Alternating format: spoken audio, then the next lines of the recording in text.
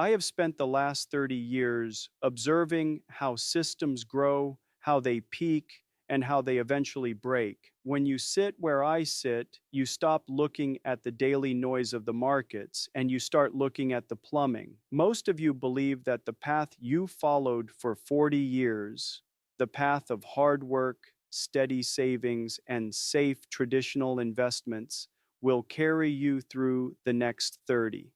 I am here to tell you that the ground has moved beneath your feet while you were looking away.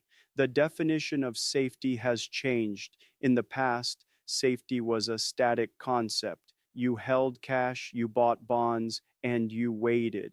But we are no longer living in a static world. We are living in a world of exponential acceleration. If you are approaching retirement or if you are already there, you are facing a quiet, systemic danger that your parents never had to contemplate. It is the danger of being right about the past, but catastrophically wrong about the future. Why does it feel like your savings don't go as far, even when the numbers in your bank account grow? It is because the system is designed to dilute the value of passivity. If you are standing still in a world that is moving at the speed of light, you are, by definition, falling behind. The tools that were designed to protect retirees in 1980 or even 2000 are now the very tools being used to erode their purchasing power. You think you are playing it safe, but you are actually taking the greatest risk of all, the risk of obsolescence. I see people looking for tips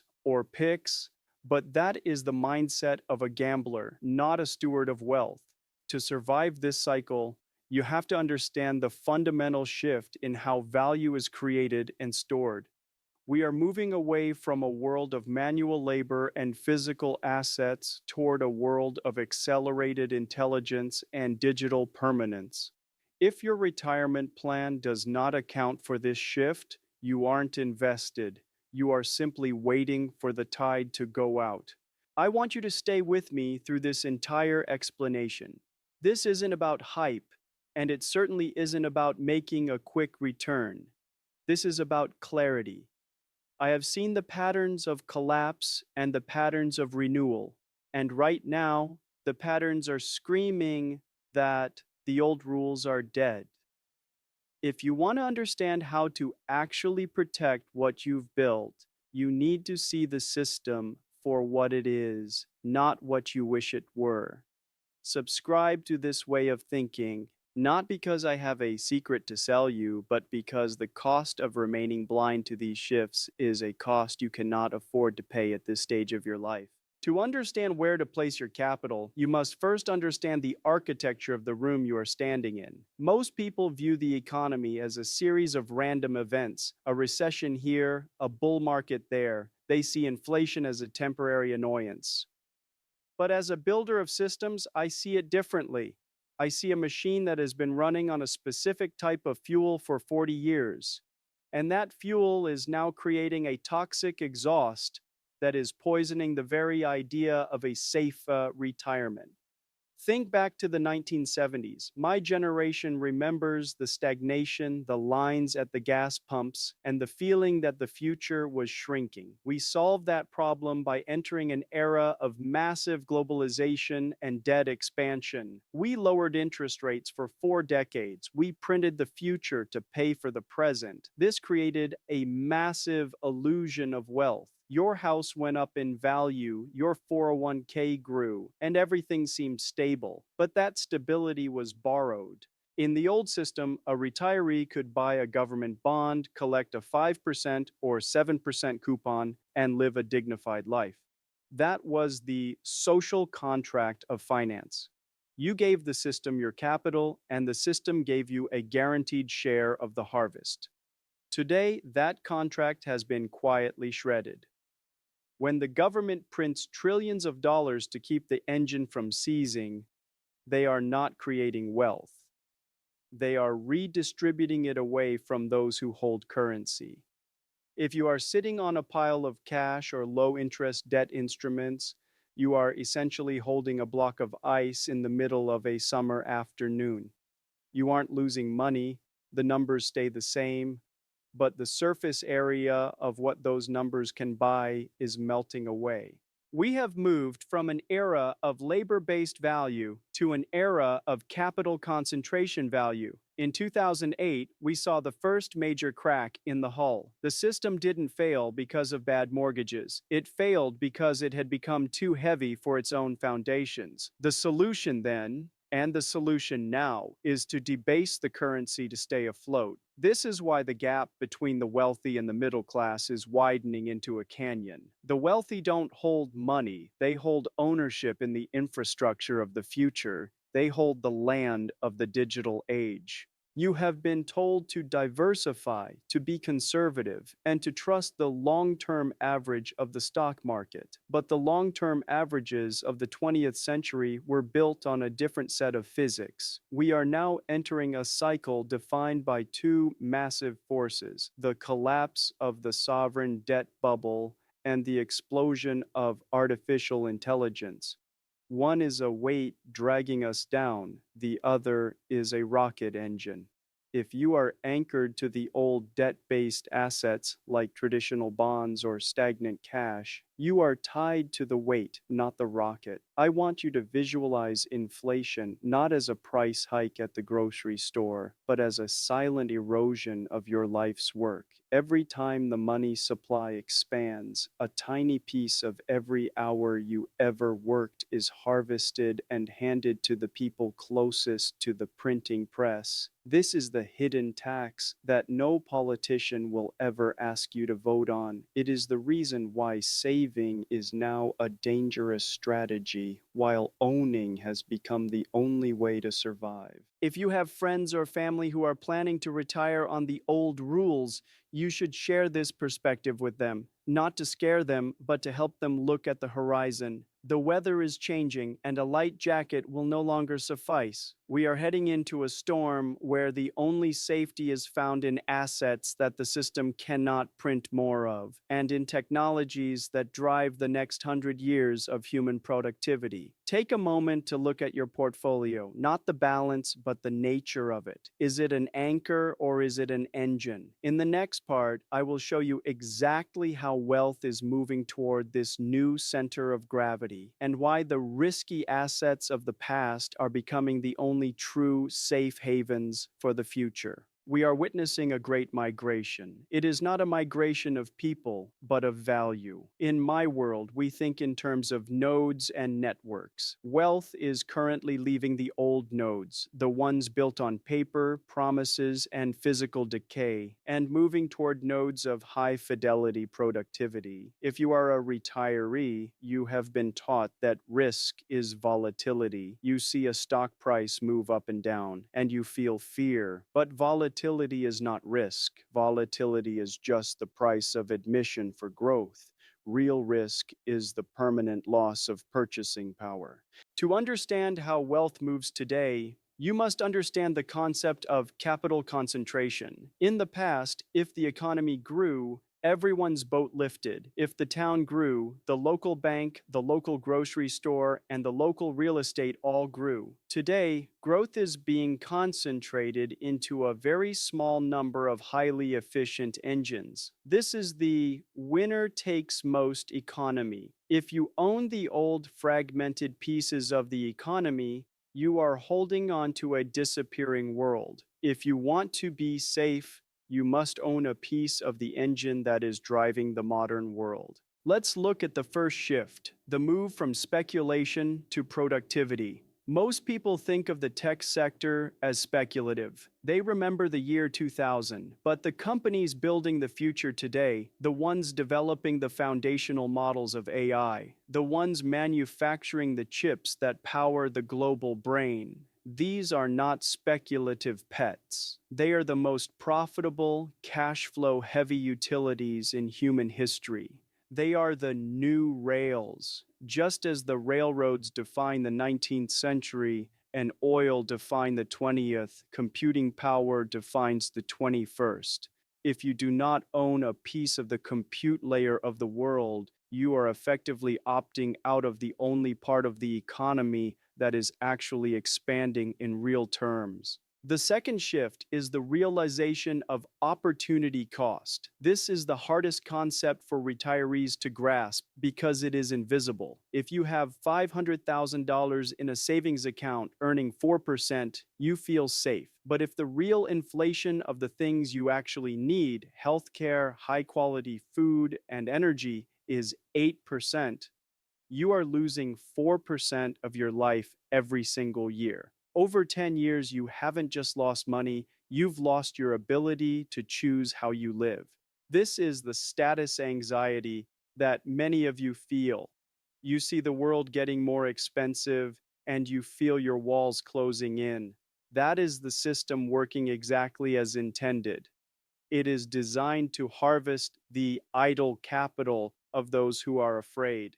We must also talk about the digital land transition. In the physical world, we know that land in Manhattan is more valuable than land in the desert because of the network effect. The same is true in the financial system. There are certain assets that act as pristine collateral. These are assets that cannot be inflated away and that the entire world recognizes as valuable. For a long time, that was the US Treasury bond. But as debt levels cross $35 trillion, the world is looking for a new form of digital gold, something with a hard cap that exists outside the reach of any single government's printing press. This brings us to the intersection of AI and capital. We are entering a period where the cost of intelligence is going to zero, while the value of scarce assets is going to infinity. If a robot can do the job of 1,000 men, the value of those 1,000 men's labor drops, but the value of the person who owns the robot increases exponentially. As a retiree, you can no longer rely on your labor. You must rely on your ownership. You must move your wealth from the sinking dock of currency and debt into the vessels of equity and scarcity.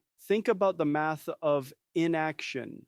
If you stay in safe assets for the next 20 years and the currency devalues by 50%, which it has done many times in history over such periods, you have effectively cut your retirement in half. You didn't make a mistake in the traditional sense, you just failed to move when the system moved. You are like a sailor who refuses to adjust the sails while the wind has completely changed direction. You are still pointed where you want to go, but you are drifting toward the rocks. I want you to stay engaged with this, because the next step is often where people get uncomfortable. It requires unlearning the wisdom that your parents taught you. It requires looking at a volatile asset and seeing it as a life raft, and looking at a stable bank account and seeing it as a slow-moving fire. We are going to talk about the hard truths, the things that will not work, no matter how much you wish they would. If you find this perspective valuable, I suggest you save this and watch it again. Because the shift from a saver mindset to an owner mindset is the most difficult psychological bridge you will ever have to cross. There is a specific kind of comfort that is actually a death sentence for your wealth. It is the comfort of the familiar. Most of you grew up in an era where the formula for success was linear. You work, you save, you diversify into a 60-40 portfolio of stocks and bonds, and you sleep well at night. I am here to tell you that this formula is now a trap. It is a legacy system designed for a world that no longer exists. If you want to protect your future, we have to have a very uncomfortable conversation about what is not going to work. First, let's talk about the myth of cash safety. You have been told that cash is a hedge against risk. In a volatile market, you feel a sense of relief when you move your money into a high-yield savings account or a money market fund. But cash is not a hedge. It is a guaranteed loss. When you hold cash, you are betting on the competence and the restraint of central bankers and politicians. History shows that this is the worst bet you can possibly make. Over the last century, every major currency has lost over 90% of its value. This isn't a conspiracy, it's the mechanics of the system. Governments have two choices. They can default on their debts, which causes a global collapse, or they can inflate their way out. They will always choose inflation. As a retiree, your greatest enemy is not a market crash. It is the slow, quiet theft of your time through the debasement of the dollar. If you are safe in cash, you are essentially tied to a sinking dock while the tide is coming in. You might feel stable for a moment, but your head will eventually be underwater. Then there is the trap of blind diversification. The old wisdom says to spread your money across everything so that nothing can hurt you. But in a world driven by AI and massive technological disruption, most companies are actually value traps. They are businesses that look cheap on paper, but are being hollowed out by software and automation. If you own a broad index of the entire economy, you are forced to own the losers along with the winners. You are owning the taxi companies while Uber is being built. You are owning the malls while Amazon is expanding. In the age of acceleration, diversification is often just a way to ensure that your gains are dragged down by the weight of dying industries. We must also address the fallacy of timing the market. I see retirees sitting on the sidelines waiting for a pullback or a crash before they get in. They want to buy at the bottom, but while you are waiting for a 10% drop, the world is moving forward by 50%. You are trying to time the ripples in a pond while a tsunami is moving toward the shore. The bottom usually happens when things look the most terrifying, which is exactly when you will be too afraid to buy. The only way to win is to stop thinking like a trader and start thinking like an owner. You don't time the ownership of a foundational asset. You accumulate it and you hold it because you understand its role in the future. The hardest truth of all is that your biggest risk is not what you might lose, but what you might miss. In my industry, we see this every day. People were afraid of the internet in the 90s because it was unproven. They were afraid of the cloud in the 2000s. They were afraid of AI 3 years ago. Each time, the people who stayed on the sidelines out of a sense of prudence were the ones who suffered the most. They didn't lose their principle, but they lost their relevance. They woke up 10 years later to find that the world had moved on without them, and the cost of entry had become 10 times higher. Real safety requires courage. It requires the courage to admit that the conservative path is now the most dangerous one. It requires the courage to realize that an insurance policy you hope never to use is not an investment strategy.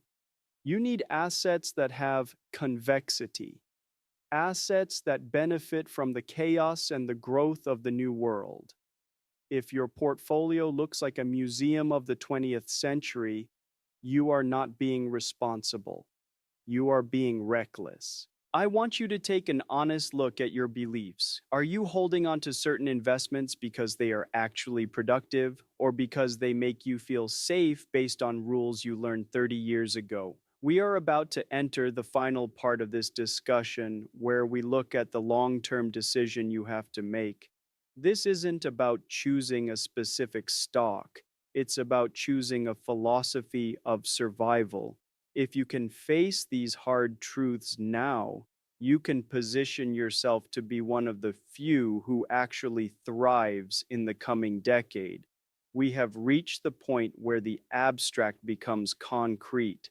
You are standing at a crossroads. One path leads back to the comfort of the 60/40 portfolio and the safety of the dollar. A path that I have shown you is slowly being reclaimed by the tide of debt and inflation. The other path requires you to think like a builder, a technologist, and a long cycle strategist. To secure a retirement in the age of acceleration, you must move your capital into three specific safe havens. These are not tips, they are the three pillars of the new financial architecture. The first is the compute utility. You must own the oil of the 21st century. In the 1900s, you bought Exxon and Shell because the world could not move without them. Today, the world cannot think, calculate, or innovate without high performance computing and AI infrastructure. These are the new utilities. They have higher margins than power companies and deeper moats than railroads.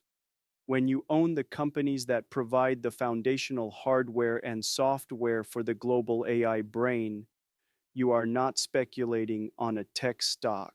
You are owning a piece of the world's productivity engine. As long as humanity wants to progress, these assets will accrue value. They are the most sophisticated toll booths ever created. The second is digital scarcity. As a retiree, you need an insurance policy against the incompetence of the monetary system. For thousands of years, that was gold. But we are moving into a digital first reality. You need an asset with a mathematically fixed supply, something that cannot be printed, diluted, or manipulated by a committee in a boardroom. Whether you view this as digital gold or a global ledger, the reality is that capital is fleeing broken currencies and moving toward assets with absolute scarcity. A small disciplined position here acts as a firewall for the rest of your wealth. It is the only asset that thrives specifically because the legacy system is failing. The third is cash flowing real productivity. This is not about owning a REIT or a broad index. It is about owning businesses that have pricing power. In an inflationary world, the only companies that survive are those that can raise their prices without losing their customers. These are companies that provide essential services or dominant platforms. They produce real cash flow today, not promises for tomorrow. By owning high quality, high margin equities that are deeply integrated into the new economy, you are creating a private inflation index for yourself. Your dividends and your equity growth will naturally outpace the melting of the currency. The choice you have to make today is between awareness and ignorance. Most people will choose ignorance because it is easier. They will continue to hold their safe bonds and their stable cash until the day they realize their lifestyle has been hollowed out. They will blame the government, they will blame the economy, and they will blame bad luck. But it isn't luck, it is physics. You, however, now see the system. You understand that in a world of 35 trillion in debt and exponential AI growth, the middle ground is disappearing. You are either a victim of the debasement or a beneficiary of the acceleration. There is no third option. I am not telling you to be a trader. I am telling you to be a steward. Take the long view, stop checking the daily price, and start checking the structural integrity of your holdings. Ask yourself, if I fell asleep for 10 years, would this asset be more or less essential to the world when I woke up? If the answer is less, you are not in a safe investment. This is the end of our discussion, but it is the beginning of your real work. The future is not something that happens to you. It is something you participate in by where you place your trust and your capital. I encourage you to subscribe to this way of thinking, not for the hype, but for the clarity. Stay informed, stay rational, and most importantly, stay positioned for the world that is coming, not the one that is leaving. The system is revealing itself. Now that you see it, you can never go back to the way you thought before. The decision is yours.